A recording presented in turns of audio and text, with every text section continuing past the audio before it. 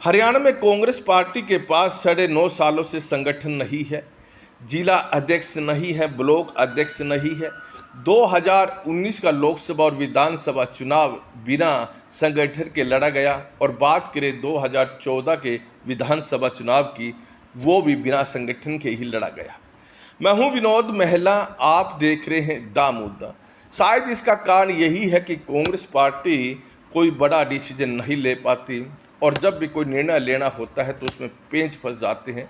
Congress high command इस समय दबाव में है और जब से 2009 से कांग्रेस पार्टी की सरकार केंद्र से गई है तो हाईकमान की कमजोरी कई बार देखने को मिली है। अब बात करें 2024 के लोकसभा चुनाव की और इसमें हरियाणा की बात करें तो हरियाणा को लेकर कांग्रेस पार्टी कोई बड़ा डिसीजन नहीं ले पा रही है। अब तक जो 9 संसदीय क्षेत्र से कांग्रेस पार्टी को प्रत्याशियों की घोषणा करनी थी, किसी भी सीट के लिए वो घोषणा नहीं कर पाई है। बात करनाल संसदीय क्षेत्र की भी करेंगे और इससे पहले बताते हैं कि कई ऐसे संसदीय क्षेत्र हैं जहां पर पेंच जबरदस्त फंसे हुए हैं और टिकटों को लेकर केंद्रीय चुनाव समिति की बैठक भी हो चुकी है, लेकिन केंद्रीय चुनाव समिति ने भी देखा कि हरियाणा के नेताओं में गुटबाजी ज़्यादा है और ये कोई निर्णय खुद नहीं ले पा रहे हैं। अगर केंद्रीय हाईकमान निर्णय लेता है तो डर इसी बात का बना रहता है कि कहीं ये जो प्रदेश के नेता हैं नाराज ना हो जाए और कोई गलत कदम ना उठा ले। बात करें करनाल संसदीय क्षेत्र से। करनाल संसदीय क्षेत्र में भारतीय जनता पार्टी ने मजबूत चेहरा पूर्व मुख्यमंत्री मनोहर लाल को चुनाव में उतारा है। 2014 और 2019 के लोकसभा चुनाव में भारतीय जनता पार्टी ने यह सीट जीती है। तो यहाँ पर पूर्व मुख्यमंत्री मनोहर लाल के सामने किस चेहरे को उतारा जाए, कांग्रेस पार्टी के पास ऐसा कोई चेहरा दिखाई नहीं दे रहा है जो मनोहर लाल को टक्कर दे दे। चलिए बात चाणक्य शर्मा की थी और पिछले 1 महीने से यह गूंज हर कहीं दिखाई दे रही थी कि चाणक्य शर्मा को पार्टी चुनाव मैदान में उतार सकती है। चाणक्य शर्मा की कुलदीप शर्मा के बेटे हैं और उनके दादा 4 बार कांग्रेस के टिकट पर करनाल संसदीय क्षेत्र से सांसद रहे हैं, लेकिन चाणक्य शर्मा की अपनी अभी तक कोई पहचान नहीं है। 2019 के लोकसभा चुनाव में चाणक्य शर्मा के पिता कुलदीप शर्मा ने यहां से चुनाव लड़ा था, लेकिन देश में दूसरी सबसे बड़ी हार उनकी हुई थी। ऐसे में एक बहुत बड़ा धड़ा कांग्रेस का कहता है कि यदि चाणक्य शर्मा को टिकट दिया गया तो उनकी बड़ी हार निश्चित है और पूर्व मुख्यमंत्री मनोहर लाल के सामने वो टिक नहीं पाएंगे।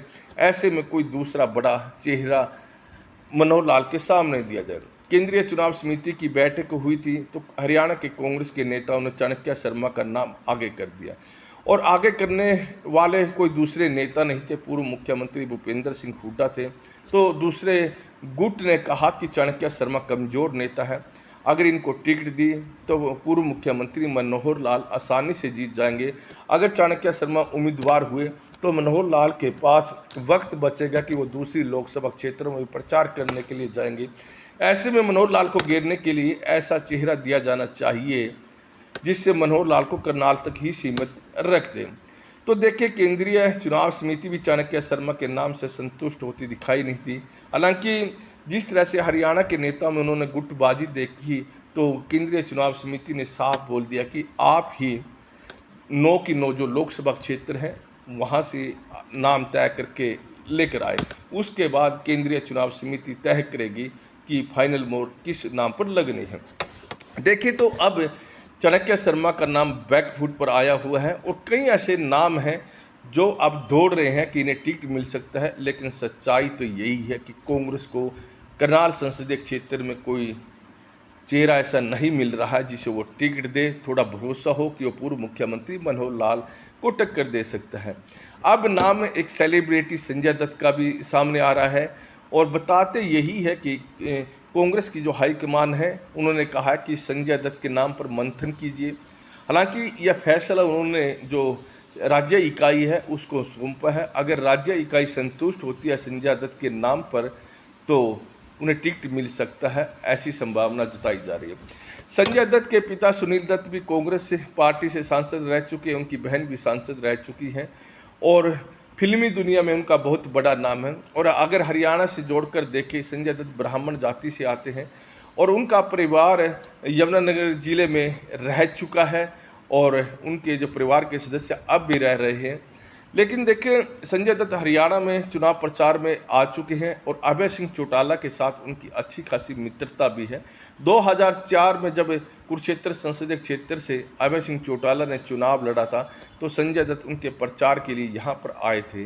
तो अब सवाल यहाँ खड़ा होता है, अगर संजय दत्त को कांग्रेस पार्टी टिकट देती है तो अभय सिंह चौटाला क्या अपनी मित्रता निभाएंगे, क्या संजय दत्त का समर्थन करेंगे? यह सवाल भी खड़ा हो जाता है। हालांकि राजनीतिक तौर पर जब फैसले लेने होते हैं तो मित्रता दूर छोड़ी जाती है, लेकिन यह भी माना जा रहा है कि हो सकता है कि अभय सिंह चौटाला ने मराठा वीरेंद्र वर्मा को समर्थन देने की बात की है, जो एनसीपी के नेता है और एनसीपी के टिकट पर वो चुनाव लड़ सकते हैं। तो उस स्थिति में क्या मराठा वीरेंद्र वर्मा को ही अभय सिंह चौटाला समर्थन करेंगे या फिर संजय दत्त की मित्रता के बारे में सोचेंगे? दूसरी बात यही है कि एक पक्ष ऐसा भी है हरियाणा की कांग्रेस में, वो कहता है कि अगर संजय दत्त को टिकट भी दे दी तो उसको कोई बड़ा फायदा होने वाला नहीं है। बेशक संजय दत्त सेलिब्रिटी है, लेकिन अब मतदाता जागरूक हो चुके हैं और ये तो करनाल संसदीय क्षेत्र के मतदाता हैं। ये बड़े बड़े नेताओं की पीएचडी की डिग्री फाड़ देते हैं, तो यहाँ संजय दत्त के उतारने का कोई फायदा मिलने वाला नहीं।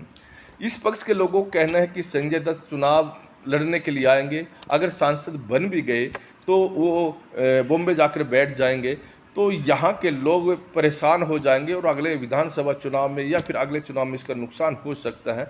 इस पक्ष का यही कहना है और कहते हैं कि जब पूर्व मुख्यमंत्री मनोहर लाल बड़े चेहरे हैं और करनाल संसदीय क्षेत्र से वो चुनाव लड़ रहे हैं, भारतीय जनता पार्टी की हवा भी हरियाणा के अंदर है, तो संजय दत्त का कोई ज़्यादा फायदा होता दिख नहीं दे रहा है। तो दूसरा नाम जो करनाल संसदीय क्षेत्र से चल रहा है वो पूर्व मंत्री अशोक अरोड़ा का चल रहा है। हालांकि अशोक अरोड़ा करनाल संसदीय क्षेत्र से चुनाव लड़ना नहीं चाहते और उन्होंने भी पार्टी को यह बता दिया है कि किसी लोकल चेहरे को देखो, बेश वो पंजाबी चेहरा हो, पानीपत से देख लीजिए। उनका इशारा बुल्ले शाह परिवार की तरफ है, लेकिन बुल्ले शाह परिवार चुनाव लड़ना नहीं चाहता, ऐसी जानकारी भी मिल रही है। तीसरा नाम वीरेंद्र राठौड़ का अब भी गूंज रहा है, अगर कोई नहीं तो फिर वीरेंद्र राठौड़ बैठे हैं, उनको टिकट दीजिए। लेकिन राजपूत समुदाय की ज़्यादा वोट करनाल संसदीय क्षेत्र में नहीं है। बात करें मराठा वीरेंद्र वर्मा की, क्योंकि पिछले काफ़ी समय से उनका नाम भी चल रहा है कि वो एनसीपी के नेता है और करनाल संसदीय क्षेत्र एनसीपी अपने लिए मांग रही है। हालांकि ऐसी कोई बात नहीं हो पाई है कि कांग्रेस पार्टी एनसीपी को यह सीट दे रही है, और जब सीटों का बंटवारा हुआ तब से लेकर ऐसी बात कोई सामने नहीं आई। लेकिन मराठा वीरेंद्र वर्मा दावा कर रहे हैं कि शरद पवार ने उनको भरोसा दिया हुआ है कि टिकट और यह करनाल संसदीय क्षेत्र एनसीपी के बांटे में आएगा, और उन्होंने जो कांग्रेस के राष्ट्रीय अध्यक्ष हैं मल्लिकार्जुन खड़गे उनसे बातचीत की है और मराठा वीरेंद्र वर्मा पूरी तरह से कॉन्फिडेंस में है कि यह टिकट उन्हें मिलेगी, लेकिन यह दिखाई भी नहीं दे रहा है। तो पूर्व मुख्यमंत्री मनोहर लाल को कौन टक्कर देगा, इस पर मंथन चला हुआ है और 2-3 दिन में यह फैसला हो जाएगा कि कांग्रेस पार्टी किन्हें टिकट देगी। क्या पूर्व मंत्री अशोक अरोड़ा को चुनाव मैदान में उतारेगी या फिर संजय दत्त को या चाणक्य शर्मा को, अगर कोई चुनाव लड़ने के लिए तैयार नहीं हुआ या जो जातीय समीकरण नहीं बैठे तो ठीक है कि ब्राह्मण चेहरा, अच्छी खासी वोट ब्राह्मणों की भी है, हालांकि वोट रोडों की भी अच्छी खासी है। लेकिन एक पक्ष का यह भी कहना है कि वहाँ पर पंजाबी समुदाय, यदि पानीपत जिले से पंजाबी समुदाय से जुड़ा हुआ व्यक्ति आता है तो मुकाबला कांटे का हो सकता है। खैर, देखने वाली बात रहेगी कांग्रेस पार्टी क्या निर्णय लेती है।